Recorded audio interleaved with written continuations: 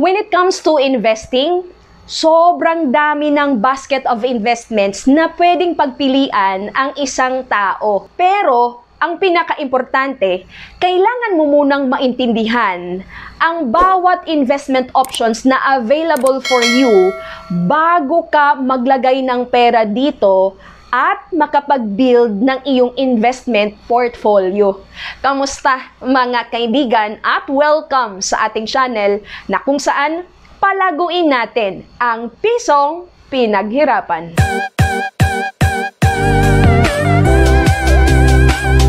Kaya naman, pag-usapan natin ngayon ang mga investment options na pwede mong pagpilian at ikaw na ang mag-decide alin kaya dito ang bagay sa'yo. Aba, isa-isahin natin yan sa video na ito. Now na!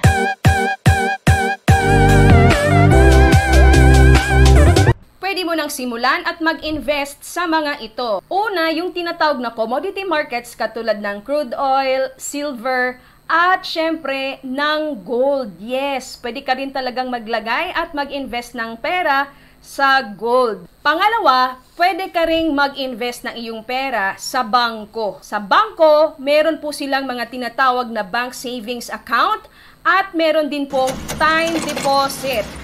So, mamili ka na lamang kung anong bank products ang nais mong mag-open ka ng account. Pangatlo, yung tinatawag na bonds and securities like government and corporate bonds.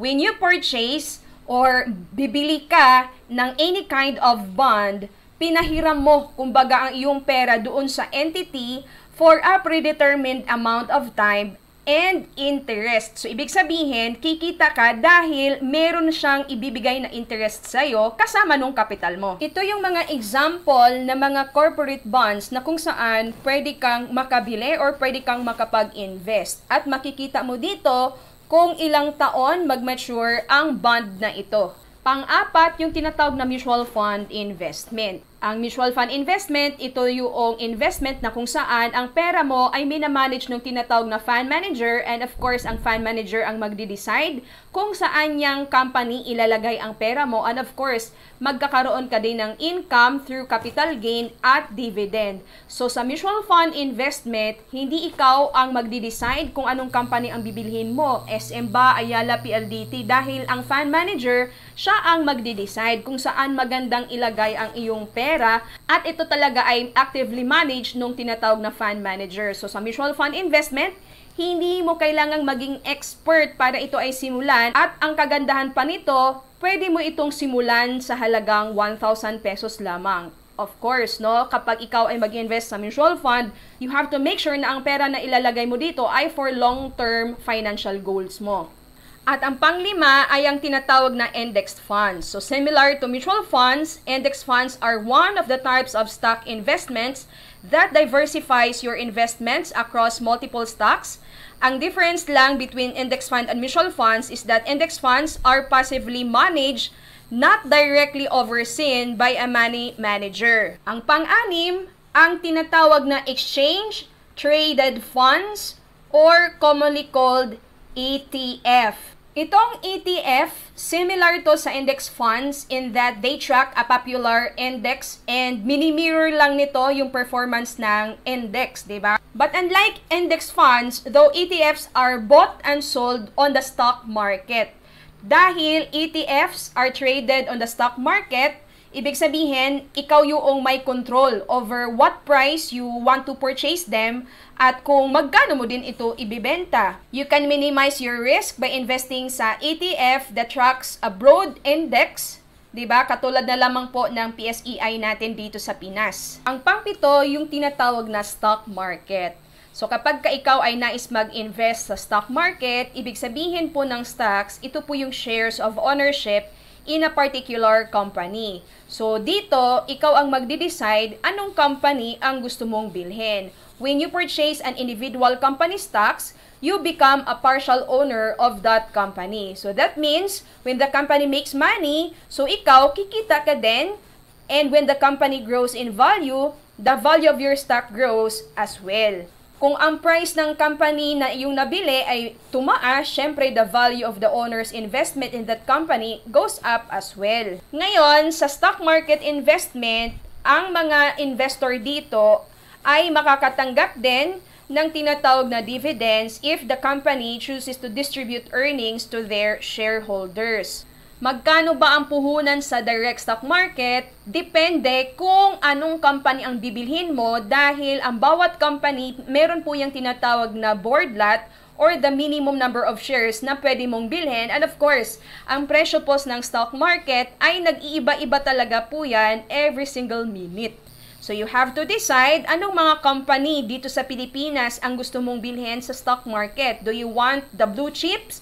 Or yung mga kumpanya na kakapasok lang or kaka-IPO lang sa Philippine Stock Exchange. Ang pangwalo, yung tinatawag na real estate investment. Of course, property is an often expensive investment which can easily crowd out small investors with less capital. Pero syempre, kung nais mo lang din naman na mapalago din ang iyong pera over time, of course, no, isa sa maganda din talagang paglagyan ng ating pera ay sa real estate investment because mag-appreciate naman ang value ng real estate investment and of course, you will have that passive income through rental income and of course, kapag ibebenta mo, after some time, syempre, meron kang tinatawag na capital gain sa iyong real estate investment. Tandaan po natin kapag nais nating mag-invest sa real estate, location, location, location. At ang pangsyam, yung tinatawag na real estate investment trust or REIT. Itong REIT, katulad po ito sa mutual fund, kumbaga, ikaw po ay maaaring makabili at makapag-own ng real estate investment without being a landlord dahil, kumbaga, nakibakas ka lamang doon sa REIT company na kung saan meron nang nagmamanage and at the same time, income-generating real estate properties talaga yung mga nililista sa REIT or yung mga company na nasa REIT, syempre, yung mga company na kung saan yung mga assets nila nag-generate talaga ng income at kikita ka sa REIT through rental income in a form of dividend. Ang REIT investment ay maaari mong bilhin sa stock market. Mas mura and easier to invest ang REIT compare sa property. At ang pangsampo, ang tinatawag na Kaiser Saving Program. Yes, ito po ay isang 3-in-1 na saving program na kung saan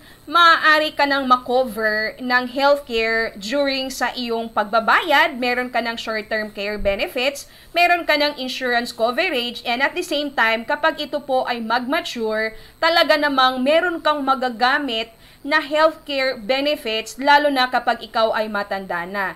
So itong Kaiser Saving Program, ito ay iyong pag-iipunan lamang sa halagang 88 pesos a day or kung magkano man ang nais mong gawin every month. So mura lang ang pwede mong ipansimula dito para meron kang maggamit pagtanda mo na kung saan pagdating sa iyong retirement, hindi ka na mag-aalala pa kung saan ka kukuha ng pera dahil meron kang Kaiser Saving Program na naitabi at ginawa mo na ngayon. I hope you find this video informative. If you do, kindly share this video to your families and friends para sila din maaaring ma-aware sa mga investment options na available ngayon. At kung nais mo pang matuto ng proper way of investing or ng financial education, maaari kitang turuan o maten ka lang sa ating free live webinar every day, 8:30 p.m. Philippine time po yan. Mag-message ka lang sa ating Facebook Messenger para mabigyan kita ng detalye. Or maaari mo kaagad na mapanood, mapag-aralan at maintindihan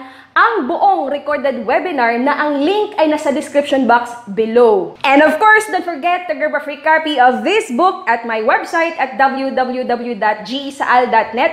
At syempre, huwag mo rin kalimutang mag-subscribe, share, and like this video. Patunugin mo na rin ang bell para ma-notify ka sa mga bagong video lessons na ina-upload natin dito sa ating channel. And oh, by the way guys, marami na tayong mga video lessons na in-upload dito sa ating channel na maaari mong balikan, mapag-aralan, maintindihan para madagdagan pa ang inyong kaalaman. Kung kaya ng iyong cash flow, why not maglagay ka ng pera sa lahat ng mga investment options para pagdating ng araw, talagang mangungulekta ka na lang ng interest ng income sa bawat investments na ginagawa mo ngayon. Ako po muli, si G. Isaal, na palaging magpapaalala sa inyo to live, love, invest. God bless everyone and always remember, God loves you.